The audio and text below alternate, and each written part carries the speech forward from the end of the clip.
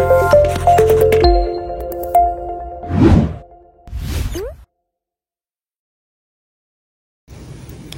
teman-teman, jumpa lagi dengan aku Salma sebagai tutor Bahasa Indonesia di Latis Education. Kali ini kita akan belajar bersama mengenai EYD dan juga PUEB. Nah, sebenarnya apa sih EYD dan PUEB itu? Pedoman Umum Ejaan Bahasa Indonesia atau PUEB merupakan pedoman ejaan bahasa Indonesia terbaru dari sepanjang sejarah ejaan bahasa Indonesia. Sebelumnya, bahasa Indonesia mengenal ejaan yang disempurnakan atau EYD. Keduanya pun memiliki berbagai macam perbedaan. Bahasa Indonesia mengalami perkembangan yang sangat pesat sebagai dampak kemajuan ilmu pengetahuan, teknologi, dan seni. Penggunaan bahasanya pun semakin luas dan beragam, baik secara lisan maupun tulisan.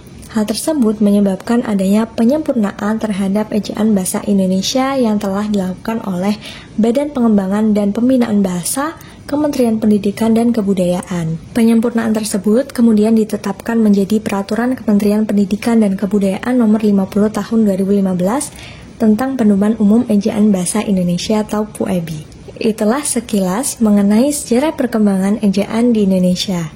Tapi kali ini kita akan belajar mengenai kaidah ejaan yang sering keluar dalam ujian UTBK atau ujian mandiri lainnya. Berbicara mengenai ejaan, erat kaitannya dengan kata baku.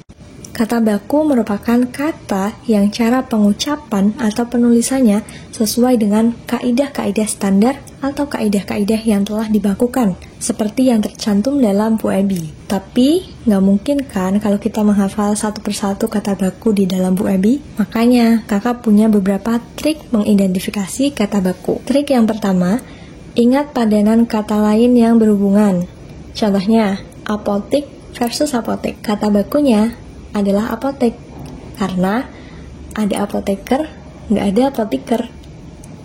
Tips yang kedua, biasanya kata baku nggak jauh-jauh dari kata serapannya. Contohnya, analisa versus analisis. Yang baku adalah analisis, karena diserap dari bahasa Inggris, yaitu kata analysis. Trik yang ketiga, kalau serapannya dari bahasa Arab, lain lagi. Biasanya huruf Arabnya itu disederhanakan. Contohnya, salat versus salat dengan H. Yang baku adalah salat, atau kita bacanya sholat tetap, tapi penulisannya adalah salat. Huruf shod dari bahasa Arab diserap ke dalam bahasa Indonesia dan disederhanakan menjadi huruf S saja. Kemudian, trik yang keempat, bunyi huruf asal kata serapan biasanya dipertahankan. Nih contohnya, teoritis versus teoretis.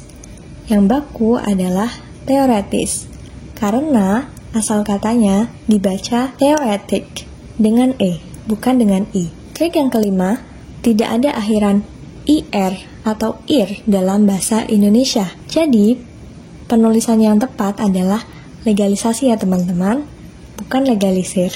Nah, itulah trik mengidentifikasi kata baku yang berkaitan dengan ejaan.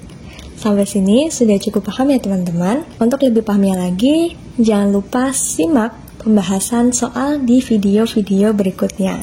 See you!